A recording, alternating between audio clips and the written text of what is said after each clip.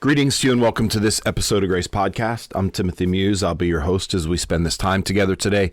It's a joy to be with you. I want to thank you for tuning in. I want to thank you for making this podcast a part of your journey. And as always, I want to thank you for being on the journey, for walking this path, for doing this work, for being here. It is so awesome that you have chosen to do this. It is so incredible that you have chosen to be here. I'm so honored to be able to come alongside you in this, in your journey, in your work to better yourself, in your work to grow and expand, maybe in certain areas or in general. I am so honored to be here. Thank you for allowing me to come alongside you. Thank you for allowing me to offer you whatever I can, tidbits of knowledge, little bits of guidance, whatever it is I can bring to your journey. I'm honored to be able to do it. If this podcast is helpful, please share it out there. Put it out there on your social media feeds. I post on LinkedIn, X, Instagram, and Facebook. If you follow me or the life coaching on any one of those feeds, you're going to see these episodes. Share them. Tag me in it. I really would love to see where you are, but put them out there for others. Put it out there for others to see it, to experience it. That's how we grow. That's how we share. Look, this is not information. This is not energy that has to be contained. I do not need someone else to go down in order for me to go up. I don't not need someone else to decrease in order for me to increase. We can increase together. We can grow together. So share it out there. Put it out there for others to see. If you're on one of the listening platforms, Spotify, iHeartRadio, or Amazon Music, if you haven't followed us already, follow us, give us a rating and review. Every positive rating and review tells the platform people are listening, and you get notifications when a new episode comes out. And if you want to reach out to me directly, GraceLifeCoaching.com is the website. I'd love to hear from you. GraceLifeCoaching.com. It's got all my contact information. You can reach out to me. You can schedule an appointment if you want to do a little coaching, a little talk, what have you. That's where you can get it, GraceLifeCoaching.com. So I was in a conversation the other day with a small group of people, and we were talking about a lot of different things, which is usually what happens when I get a group of people together and we talk. We go in a lot of different directions. But one of the things we talked about, which really came out and we spent a lot of time talking about, is really important. And I thought, I want to do an episode on it. I want to talk about it a little bit for others who weren't in the group. It's something that we rarely talk about, but it really holds people back every single day. And it's not fear, and it's not failure. It's choice paralysis. That moment when you have options. You know you need to move forward, but instead you freeze. Look, we live in a world where we are so blessed with resources. We have so many different things. We have so many different things around us. And that's great. It really, truly is. But what happens is it leads us into a place of choice paralysis. And really what I'm talking about, and what I'll really talk about today, I mean, it goes in many different directions and I'll touch on it. But really what I'm talking about today is living daily life with the products that are around us, the things that are available to us to access and to deal with. You know, the day passes and we're stuck in choice paralysis. We're stuck in places where we can't make a decision because there's so many things to decide on. And it happens to us every day. So I really want to talk a little bit about choice paralysis and how we overcome it and why it's important to realize how much energy it can drain from us on a regular basis. So choice paralysis, sometimes it's also called decision paralysis, is what happens when the presence of too many options is brought forward or too much pressure is to choose correctly, and it stops you from doing anything at all, or it freezes you. That's what it means to be paralyzed. Paralysis means to be frozen. When you have too many options, when there are too many choices, and then we want to choose correctly, we wind up being paralyzed. Now, this can look like laziness. This can look like indecision. This can look like scattering, but it really isn't. It's mental overload. We get mentally overloaded by the amount of things that we have provided for us. And we can look at this from many different directions in products. Let's think about pickles. I like pickles. And there are an abundance of pickles on the grocery store shelf. And every company has pickles. So you can stand there and you can look and say, I want to buy a jar of pickles. But now you're looking at 10 different versions of pickles. Which version do I want? Do I want the cheap kind of pickles? Do I want the usual kind of pickles that I go to? That's a new kind of pickle. Do I want to try that? How about that pickle over there? I've had that before. It was pretty good. It's a little bit cheaper, but not the cheapest. All of a sudden, you're standing there in the pickle aisle at the grocery store and you're frozen. Which pickles do I buy? You ever walk down the grocery store aisle and you see someone just kind of standing there with a blank look on their face at the jelly or the pickles or the peanut butter or the pancake mix or the bread? That's choice paralysis.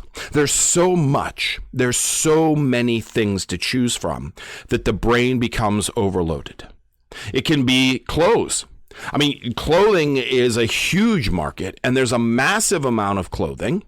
And so going into a store like Kohl's, the amount of choices is mentally overwhelming. Or sitting in front of the TV. My television, I have a pretty standard cable package, and I've got something like, 500 different channels of options that I can scroll through, okay? Well, that's a lot of choices. What do I want to watch? Well, now I've got 500 options, and I'm looking at all of them, and my brain is just frozen because it is mentally overloaded. It is overwhelmed by the possibilities. The brain is trying to look at, predicting outcomes. Well, if I buy this jar of pickles, is it going to taste good? Am I going to eat them? Am I going to wind up throwing it away? Avoiding mistakes. That's another big thing. Maximizing results. Well, I want to get the most pickle for my money. And protecting from regrets. That's what happens when we wind up getting the choice process. Those are the things that our brain is processing through when we're trying to make a basic decision. And though we have so many choices, those choices don't help us to move forward. They trap us in that thought loop. They trap us in that loop of trying to predict the best outcome. Is this the best thing to watch? I'm going to be putting time into it. Am I going to be bored with it? Avoiding mistakes. What if I get involved in something and it's really not that good? Or maximizing results, or, protecting from regret. Oh, I really regretted watching that movie. Or, oh, I really regretted buying that jar of pickles. This is the thing. These are not big things in life, but they can lead us into big places. What if I buy that shirt and it doesn't fit right after I wear it a few times? What if I buy that pair of shoes and they don't just feel right? Now I've got a pair of shoes I'm not going to wear. Choice paralysis. And you start to ask those questions. What if I choose wrong? What if there's a better option? What if it doesn't work? All of these things stop us from making the choice. And we have so many choices that we make in a day. Whether it's from watching TV to buying a product to buying clothes to how we work to the conversations we have to the coffee shop we go to. And then the simple choice of buying a jar of pickles becomes far heavier than it needs to be. Because choice paralysis isn't about the decision, my friends. It's about the fear attached to the decision. Am I going to choose wrong? Of all of the possibilities, am I going to choose wrong? If you have 2 jars of pickles on the shelf, one that's a name brand and one that's a store brand. The name brand is what you enjoy. The store brand is cheaper. What are you buying? Are you buying with your wallet or are you buying with your taste? That's an easy choice. I'm buying with my wallet. I'm going to buy the cheapest thing. There it is. I buy it. I'm out the door. 3 seconds. But when there's 10 options and they're all a gradient in prices and a gradient in taste, now all of a sudden the brain starts going into those different paralysis loops. What if I choose wrong? What if I get the wrong jar? What if I buy the wrong shirt? What if I buy the wrong shoes? What if I choose the wrong gas station or go to the wrong coffee shop? These are the things that we face every day. And with this overwhelming amount of options, it leads us into this choice paralysis moment. And then we find ourselves dwelling in that fear, dwelling that indecision. Here's a truism I want you to know. Indecision is still a decision. The great song from Rush, Tom Sawyer, if you choose not to decide, you're still making a choice. Because when you don't choose, you're still choosing. You're still choosing. You're delaying. You're choosing stagnation. You're choosing to stay exactly where you are. Because if you're standing in front of the pickle aisle and there's 10 jars of pickles before you and you don't choose any, you're still choosing. You're delaying the option. Well, I'll come back later. They're pickles. And I know that I'm kind of using a banal little example here, but my friends, it really does matter. because that's how our brain works. That's how our brain processes. We stay exactly where we are because we're afraid of making the wrong decision. We're paralyzed.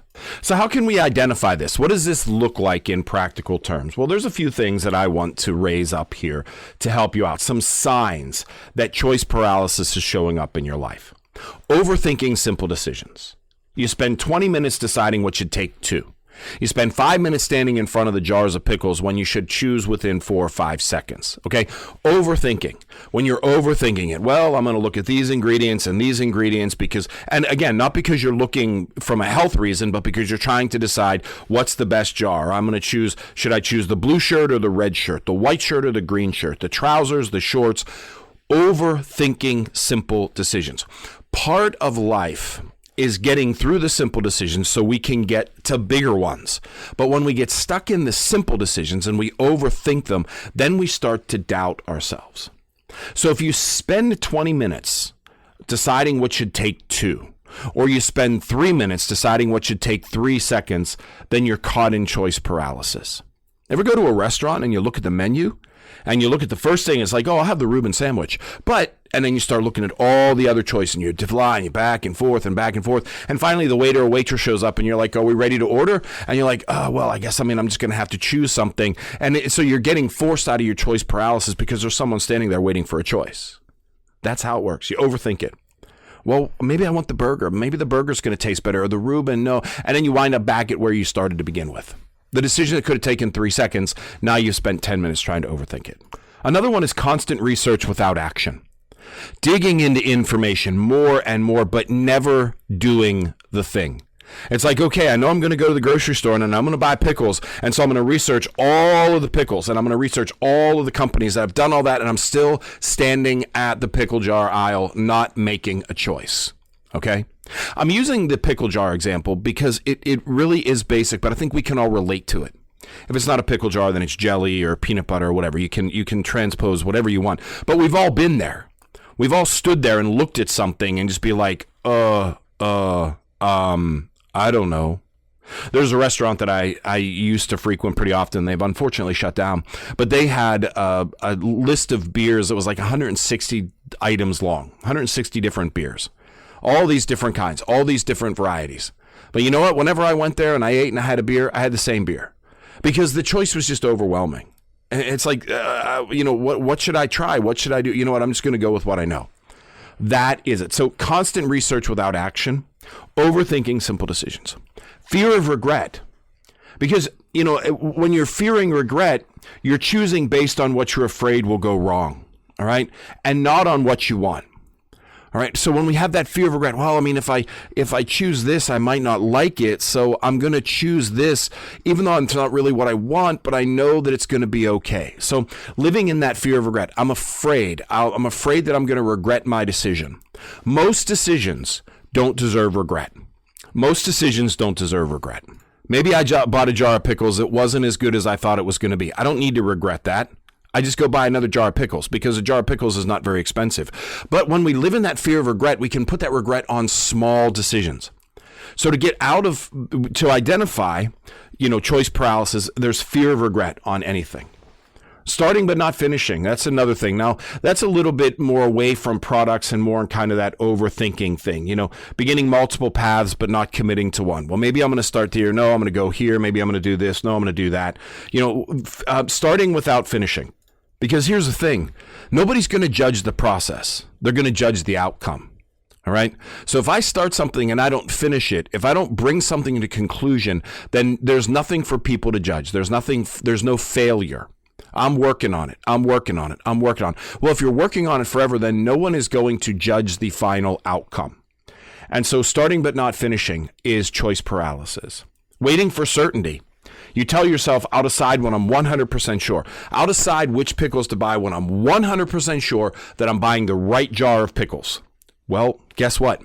You're never going to buy the right jar of pickles, and you're never going to buy the jar of pickles because there's no 100% certainty of the best pickles until you buy it and try it.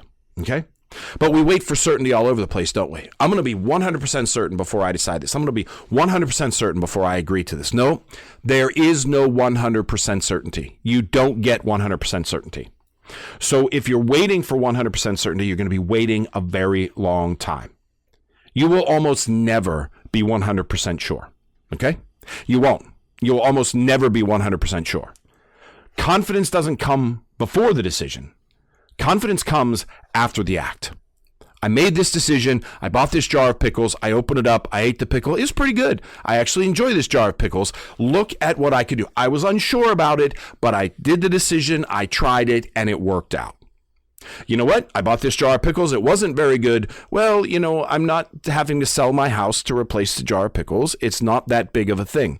But you will almost never be 100% sure of anything. Confidence doesn't come before the decision. Confidence comes after the act. So why does this matter? I mean, what does this do? We're talking about jars of pickle here. It's not that big of a deal, but it is. It is. Every time you delay or get caught in choice paralysis, one thing is opportunities can pass. All right. When you're spending 20 minutes making a 2-minute decision, you've just lost 18 minutes worth of opportunity. You could have been moving on to something else and had a great experience. A friend or a colleague or a new opportunity could have been walking through the store, and if you'd have grabbed a jar of pickles and headed out, you'd have bumped into it, but you didn't. Opportunities pass, and it gets bigger when we start making bigger decisions. Opportunities pass. Well, should I buy this car? I mean, this is a great deal, but I'm not really sure. Oh, look, that car's gone. Now I don't have that deal anymore. Okay, opportunities pass. The longer we wait, the longer we're paralyzed, the more we miss opportunities. It drains our energy. I mean, come on, it is exhausting to spend 15 or 20 minutes trying to figure out what jar of pickles to buy. It is exhausting. It's emotionally draining. When we spend all of this time making these simple decisions, it is exhausting. I talk with people and they're like, I'm exhausted. I mean, I really didn't do much today, but I'm exhausted. And I want to ask them, how many choice paralysis moments were you in today? How much energy did you put into making simple decisions about what to eat to breakfast or what to have for dinner or what to wear to work or which way to drive or which coffee shop to go to? It's exhausting. It is absolutely exhausting. So choice paralysis, getting caught up in that, it is not only frustrating, it's costly. And, your self-trust weakens. I mean, think about it. If I can't choose the right jar of pickles, then what does that say when I have to make the bigger decisions? If I can't find the right shirt to wear in the morning, what does that say when I have to make the bigger decisions? Self-trust weakens. Over time, something deeper happens. You begin to doubt yourself. You begin to doubt yourself. You start to believe maybe I'm not decisive. Maybe I can't figure things out. Maybe I'm not as smart as I thought or as good as I thought. And that's not true. It's not that you're incapable. You're stuck in a system that prioritizes perfection over progress. And here's the shift. Your life doesn't need perfect decisions. It needs consistent, imperfect action. So how do you overcome this? How to overcome choice paralysis? This is a big thing, right? I mean, we figure it out. Now, how do we overcome it? One thing to do is limit your options. Limit your options. Too many choices create overwhelmed thought processes. So reduce them. Instead of having 10 options, I will choose from 2 to 3 options. Okay? So again, you're buying pickles at the grocery store. All right? Your options are the cheapest, the one that you go to, or one you've never heard from before. All right? We've all bought pickles. So it's the cheapest, the one you always go to, or the one you've never heard from before, the one you've never had before. Cheapest is dealing with your wallet. I want to get the most for my money. The one you go to is comfort. I've had these pickles before and I like them.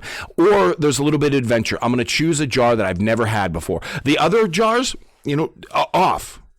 Limit your options. When you go to a restaurant, okay, I'm going to a restaurant and tonight I'm having salad. All right. I'm not looking at the steaks. I'm not looking at the burgers. I'm having salad tonight. So now I'm going to look at the salads. I'm not a real big fan of goat cheese. So that one's off. Blue cheese is off. This is the salad I'm having. See how much quicker that was? Limit your options. That's the first thing. You don't have 10 options. You have 2 to 3 options. This forces clarity. It takes a little bit of upfront work, but this forces clarity. Set a decision deadline. Indecision thrives in open-ended time, my friend. Give yourself structure. I'm going to give myself 3 minutes to look at the menu, then I'm going to make a choice. I'm going to decide today what I'm going to do. I'm gonna decide my pickle jar within 3 minutes of walking into the aisle. I'm not gonna stand there for 20 minutes. I've got 3 minutes to do it. All right? Set a decision deadline. And when we look at all of the minor decisions that take so much time, we can see where the energy and the time compounds. Set a decision deadline. Okay? Deadlines create movement. I'm going to spend 30 seconds standing there looking at my closet, deciding what I'm going to wear. And that's it. 30 seconds. I have to have my outfit in 30 seconds. There's your decision deadline. Set a decision deadline. Define good enough. Perfection is the enemy of progress. Ask yourself, what is a good enough decision right now? Not the best, not the perfect, just good enough to move forward. Is that shirt the perfect shirt for today? I don't know. Haven't lived the day yet, but it's good enough. It's clean, it's wrinkle-free, it fits, and it's a good color on me. That's good enough. I'm moving on. Just good enough to move forward. I'm moving on to the slacks. Slacks, they match the shirt, they look good, they fit, they're comfortable. I'm moving on. Okay? What is good enough? Define good enough. Not perfect, not the best, but good enough. Because when we can make good enough decisions on the small things, it can move us forward quickly. We can get caught up in the perfect, and then that perfect or that best leads us to indecision. And accept the cost of any choice. Every decision, my friend, has a trade-off. There is no path without cost. So instead of asking which is perfect, ask, which cost am I willing to accept? Which cost am I willing to accept? I might not get the ultimate praise at work because I wore the best shirt, but I'm wearing a clean, decent shirt. People are going to say it's nice and move on, but I didn't spend a half hour trying to figure out what shirt to wear. What cost am I willing to accept in order to move forward? Okay? Accept the cost of any choice. That's what we have to do. And build decision confidence through action. You don't think your way into confidence, you act your way into confidence. Every decision, even small ones, builds trust, momentum, and clarity. So build decision confidence through actions. You won't build your confidence by overthinking it. You will build your confidence by doing it. Okay? And create a personal rule. High performers don't debate every decision. They create rules. If it aligns with my goals, I say yes.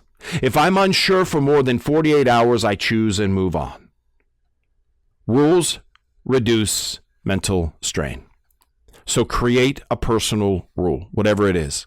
My personal rule is if I haven't chosen what shirt to wear in 30 seconds, then the one in front of me is the one I'm wearing. And if I can't wear the one in front of me, it doesn't belong in my closet. All right? If I can't choose the right jar of pickles within 30 seconds, I'm going with the pickles I'm comfortable with and I'm moving on. This doesn't deserve my time. And reframe failure. You're not afraid of choosing, my friends. You're afraid of being wrong. We're all afraid of failure. But what if being wrong is part of the process? Every wrong decision gives you feedback. If you pull the jar of pickles that you've never heard of before and you buy them and you eat them and they're terrible, you have learned. That is feedback. It's not wrong because there's nothing wrong with the pickles. They just don't taste good to you. You have learned. Every wrong decision is feedback. Feedback creates growth. Growth creates better future decisions. So the next time you walk up to the pickle aisle and you see that same jar of pickles, you're not going to buy it because you had them before and you didn't like them. All right? There is no wasted step, only learning lessons. So reframe failure. Well, I'm going to fail at buying pickles. No, you're just going to buy pickles that don't taste good to you. That's not failure. Just reframe it. Move on. You're getting data. Move on. So let me speak directly to you. There's something in your life right now, a decision you're putting off. You've been thinking about it, analyzing it, waiting for the right moment. Am I hitting it? The moment isn't coming. The clarity isn't coming. The certainty isn't coming. You create those things by moving. Okay? You create those things by moving. So today, I want you to move. I want you to choose one thing, one decision that you've been avoiding and make it. Not perfectly, not completely. Just decide. Because your future is not built on the decisions you avoid. It's built on the ones that you have the courage to make. So what's that one thing you've been avoiding? What's that one thing you've been thinking about that you're just not ready to pull the trigger on? Decide. Make the decision and move forward. That's what I got for you today, my friends. I hope it's helpful. I really do. I find in my own life, decision paralysis is something that's there. Choice paralysis is something that's there. Like I said, I'll sit there and scroll through the TV. What's on? And I'm never really watching anything. I'm just looking at information, and my brain's going, no, you're not going to like that. No, you're not going to like that. No, you're not going to like that. When I could just click on something and engage it. It happens to me all the time. I have a lot of shirts. I like to wear shirts. I like wear different colors. So I have become very good at, this is what I'm doing. This is what I'm wearing. I'm thinking about it. I'm choosing. There it is. Boom. Done. We're moving on. So I hope, I don't speak from a place of I don't do this. I speak from a place that this is very real for me too. So that's what I got for you. I hope it's helpful. I really do, because I know it's helpful for me to hear it over and over again and be reminded of it. If it is, please share it out there. Put it out there on your social media feeds. Put it out there on your listening platforms. If you want to reach out to me directly, GraceLifeCoaching.com is the website. Because as always, at Grace Life Coaching, we want you to be the best you.